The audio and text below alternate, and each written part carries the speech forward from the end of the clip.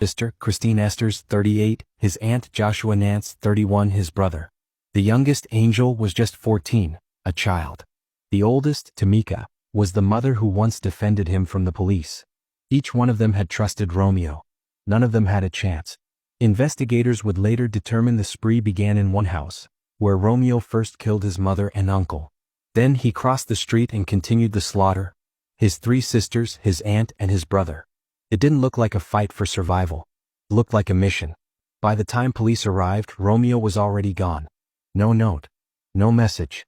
No hint of what led to the massacre.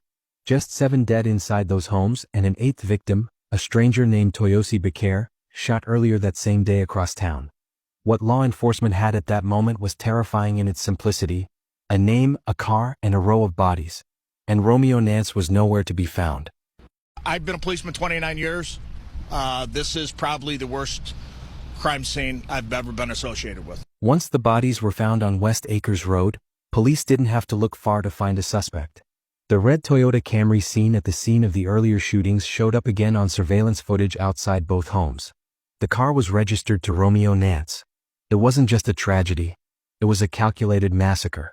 As the news spread, law enforcement launched a statewide alert, which quickly became a nationwide manhunt. The priority was clear: find Romeo before anyone else got hurt. But Nance had a head start. His girlfriend, Kylie Cleveland Singleton, initially misled investigators. She fed them false information about Romeo's whereabouts. Police believe it was intentional. Later, she was charged with obstruction of justice. Her lies may have given him just enough time to run. At Terrell, Joliet police say 21-year-old Kylie Cleveland Singleton made statements in an attempt to stop police from arresting her boyfriend, Romeo Nance, before he was found dead in Texas. Cleveland Singleton has been taken to the Will County Jail. She's charged with obstructing justice. She's also the mother of Nance's 3-year-old child. Meanwhile, we're learning more about the 7 family members who Nance is accused of killing Sunday. Authorities kept tracking the red Toyota. It turned up more than 1,000 miles away at a travel stop in Natalia, Texas, just outside San Antonio. On January 22nd, U.S. Marshals moved in. They found the car. They found Romeo sitting inside.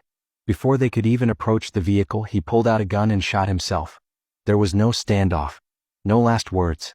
No confession. Just a single gunshot and it was over. No trial. No justice system. No answers. Romeo Nance took the truth with him. Releasing balloons in the name of Tamika. Please release. A moment of heartbreak and love. They were loved by